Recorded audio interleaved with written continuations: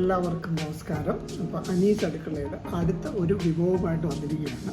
വേറൊന്നുമില്ല, എല്ലാവർക്കും വളരെ സുപരിചിതമായിട്ടുള്ള നെത്തോലി പീര പറ്റിച്ചത് തിരുവനന്തപുരം സ്റ്റൈൽ. തിരുവനന്തപുരം സ്റ്റൈൽ എന്ന് പറയുമ്പോൾ ഞാൻ എപ്പോഴും പാചകം ചെയ്യുമ്പോൾ അതിനൊരു എന്തെങ്കിലും ഒരു ചെറിയൊരു വ്യത്യാസം വരും. ഇതിലുകൊണ്ട് വഴിയെ നമുക്ക് കാണാം. അതിൻ്റെ ഇൻഗ്രീഡിയൻസ് ഒക്കെ എടുക്കുമ്പോൾ നിങ്ങൾക്കത് മനസ്സിലാവും എന്താണ് ചെയ്യുന്നത്.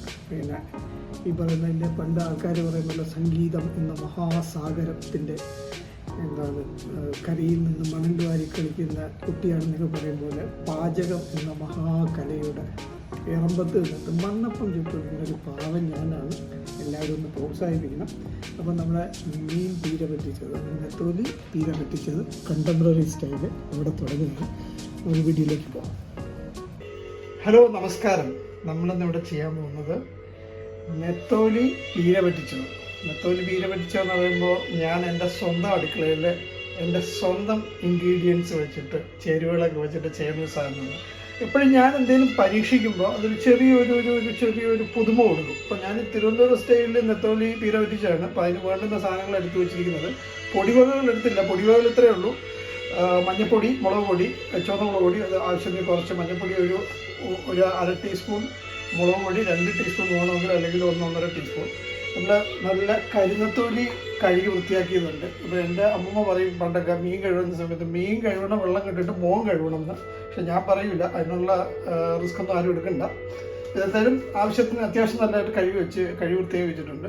പിന്നെ ഞാൻ നെത്തോലി ക്ലീൻ ചെയ്യുമ്പോൾ ഇതിൻ്റെ ഈ വാലും കൂടെ വെച്ചിട്ട് ഞാൻ ക്ലീൻ ചെയ്യണം. വാല് കട്ട് ചെയ്ത് കളയത്തില്ല.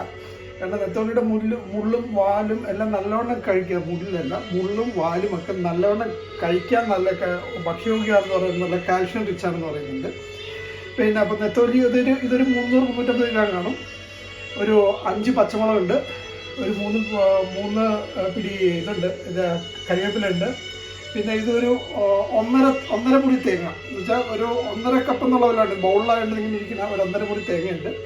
പിന്നെ പുളി നമ്മൾ യൂസ് ചെയ്തില്ല. ഇതിനകത്ത് ഉപയോഗിക്കുന്നത് വെച്ച് കഴിഞ്ഞാൽ പച്ചമാങ്ങ, നോക്കിയാൽ പച്ചമാങ്ങ, നല്ല അത്യാവശ്യം പുളിയുള്ള പച്ചമാങ്ങയുണ്ട്.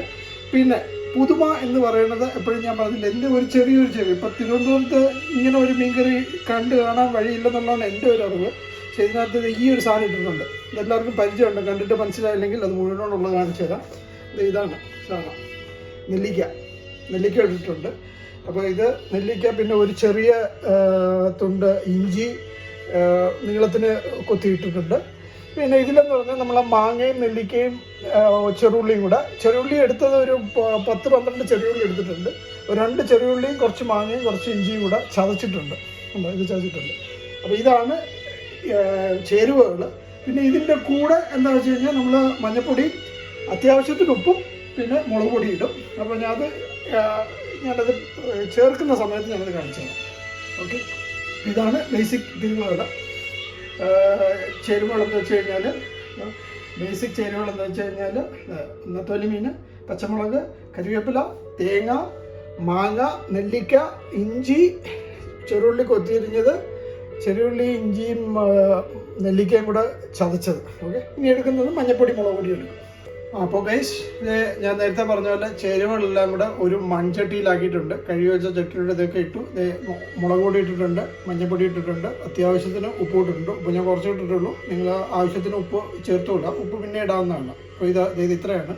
അപ്പോൾ നേരത്തെ ഞാൻ ആ ചതച്ച ചേരുവ കാണിച്ചതിൻ്റെ ഉള്ളിയും ഇഞ്ചിയും മാങ്ങയും, ഇഞ്ചിയില്ല, ഉള്ളിയും മാങ്ങയും നെല്ലിക്കയോടെ ചതച്ചത്. അത് ഇതുകൊണ്ടാണ്. കാരണം നമ്മളിതിപ്പോൾ എന്താ ചെയ്യണമെന്ന് വെച്ച് കഴിഞ്ഞാൽ, ഇത് നമ്മൾ ഇതിലൊരു മിക്സിങ് നമ്മൾ അരക്കുകയല്ല ചെയ്യുന്നത്. ഇത് നമ്മൾ നല്ല കൈ കൊണ്ട് നല്ലവണ്ണം ഒന്ന് മിക്സ് ചെയ്തെടുക്കുകയാണ് ചെയ്യണത്.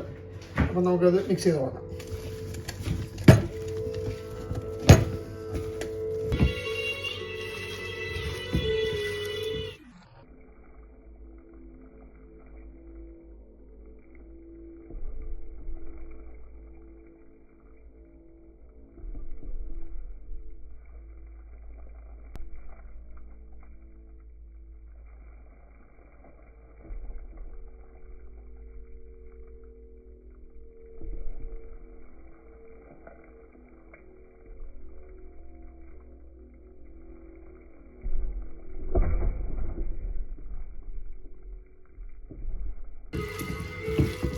മിക്സിങ് നടക്കുകയാണ്, പിള്ളേരെ മിക്സിങ് നടക്കുകയാണ്. ഉണ്ടോ നല്ലവണ്ണം നമ്മുടെ തനി തിരുവനന്തപുരം ഭാഷയിൽ പറഞ്ഞാൽ നല്ലവണ്ണം ഇങ്ങനെ ഞെരടിയെടുക്കുക.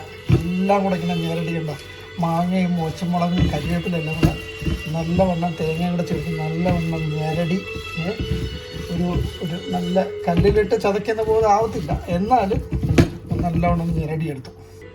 ആ ഞെരടി എടുത്തതിലോട്ട് നമ്മൾ മീൻ ഇട്ടിട്ടുണ്ട്. ഇനിയിപ്പോൾ എന്താ വെച്ച് കഴിഞ്ഞാൽ ഇനി ഞെരടരുത്, ഇനി ജസ്റ്റ് ഒന്ന് ഇതിങ്ങനെ ചെറുതായിട്ടൊന്ന് ഇളക്കി കൊടുക്കുക. ഇളക്കി ഇതെല്ലാം ഒന്ന് ഒന്ന് മീൻ ഇറക്കുക. ഇതിപ്പോൾ കണ്ടോ ആ തേങ്ങ 1.5 കപ്പ് എടുത്ത് നമ്മളൊരു 350 ഗ്രാം മീനുണ്ട്. നമുക്ക് പീരയും കാണാം മീനും കാണാം. പീര അത്യാവശ്യത്തിനുണ്ട്, മീനും അത്യാവശ്യത്തിനുണ്ട്. കാരണം തേങ്ങ ഒരുപാടായി കഴിഞ്ഞാൽ പിന്നെ പീര മാത്രമായിപ്പോവും. ഇതിപ്പോൾ പീരയിൽ ജസ്റ്റ് ഇങ്ങനെ ആ മീനൊന്ന് ഫുള്ളായിട്ട് ഇങ്ങനെ ഇറങ്ങും. അപ്പോൾ ഇതിൻ്റെ മിക്സിങ് റെഡി ആയിട്ടുണ്ട്. ആദ്യത്തെ പടിയാണ് ഈ മിക്സിങ് റെഡിയായി. നമുക്ക് ഇനി എന്ത് ചെയ്യാമെന്ന് വെച്ച് കഴിഞ്ഞാൽ ഗൈസ്, എൻ്റെ സ്വന്തം അടുക്കളയിൽ എൻ്റെ സ്വന്തം കുഷിനിയിൽ സ്വന്തം ബർണറാണ്. അതിലെ ചെറിയ ബർണറായത്, ചെറുതിലെ വേണ്ടി ഇതിൻ്റെ ആവശ്യത്തിന് നമുക്ക് ചൂട് കിട്ടും. പിന്നെ ചട്ടി ആയതുകൊണ്ട് വലിയ ബർണറിൽ വയ്ക്കുന്നതുകൊണ്ട് ഒരിക്കൽ വലിയ ബർണറിൽ വെച്ചിട്ട് എൻ്റെ മൂക്കാമുണ്ടയ്ക്ക് പൊട്ടിത്തെറിച്ചൊരു സംഭവം ഉണ്ടായിട്ടുണ്ട്. ചട്ടി പൊട്ടിയിട്ട് എൻ്റെ മൂക്കാമുണ്ടയ്ക്ക് തെറിച്ചു. അപ്പോൾ അതുകൊണ്ട് ഇതിപ്പോൾ ചെറിയ ബർണറിലാണ് വയ്ക്കുന്നത്. ഫ്ലെയിമായിട്ടുണ്ട്. ചെറിയ ഫ്ലെയിമിൽ വലിയ ഫ്ലെയിമല്ല, മീഡിയം ഫ്ലെയിം വെച്ച് കൊടുക്കുക. മീഡിയം ഫ്ലെയിമിൽ വെച്ചിട്ട് ഒന്ന് തിളച്ച് വരണം. ഒന്ന് തിളച്ച് വരുമ്പോഴത്തേക്ക് നമുക്ക് തിള കാണുമ്പോഴത്തേക്ക് നമുക്ക് ഇതിനൊന്ന് അടച്ചു വെച്ച് വേവിക്കാം. അത് ചെറിയ ഫ്ലെയിമിൽ. ഇപ്പോൾ അതൊരു മീഡിയം ഫ്ലെയിമിൽ ഞാൻ വെച്ചിട്ടുണ്ട്. മീഡിയം ഫ്ലെയിമിൽ നിന്ന് അത്യാവശ്യം ചൂട് കിട്ടുന്നതായിരിക്കും.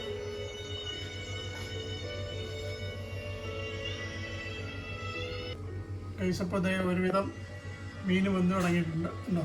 പിന്നെ നമുക്കിതൊന്ന് അടച്ച് വെച്ച് സെറ്റാക്കാം. ഓക്കെ,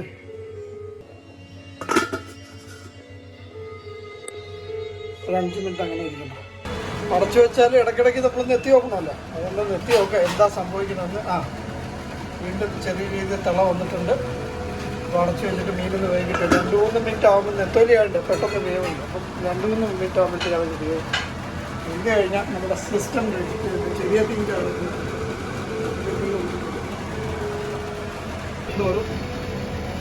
പിന്നിപ്പോൾ അടുത്ത നമ്മൾ ലാസ്റ്റ് ഇതിൻ്റെ എല്ലാ പരിപാടിയായി. ഇനി ഇതിൻ്റെ ഫൈനലാണ്. ഫൈനൽ നിങ്ങൾക്കെല്ലാം അറിയാവുന്ന പോലെ നല്ല പച്ച വെളിച്ചെണ്ണ, നല്ല വെർജിൻ കോക്കനട്ട് ഓയിൽ എടുക്കുക. വെർജിൻ കോക്കനട്ട് ഓയിൽ എടുത്ത് അതിങ്ങനെ ഇതിൻ്റെ പുറത്ത് ഇങ്ങനെ തുണി കൊടുക്കുക. അപ്പോൾ അതൊരു ഒരു നല്ലൊരു വാസന പറഞ്ഞിട്ട് ഈ എണ്ണ ഇങ്ങോട്ട് ഒഴിക്കുന്ന സമയത്ത് എന്താ ഒരു വാസന. ഇന്നലെ ഇല്ല ഈ വാസന. എന്നിട്ട് എനിക്ക് തന്നെ 4 വെള്ളം കൊള്ളുന്നു. പച്ച വെളിച്ചെണ്ണ ഒഴിച്ചു, നമ്മളിത് അടച്ചു വെച്ചു, തീ ഓഫ് ചെയ്തു, സംഭവം സെറ്റ്.